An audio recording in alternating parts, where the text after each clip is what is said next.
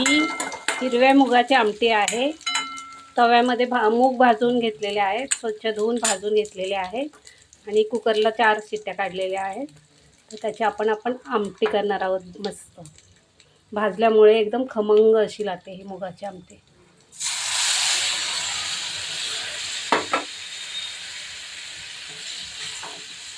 फक्त जिरं, राई आणि लसणाची फोडणी घेतलेली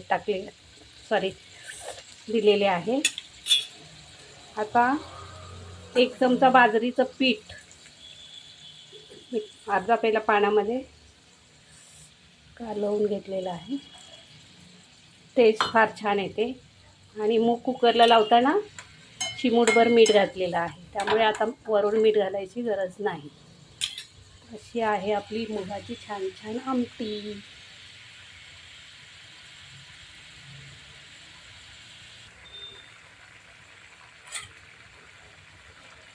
कशी छान झाली आहे आपली आमटी पहा.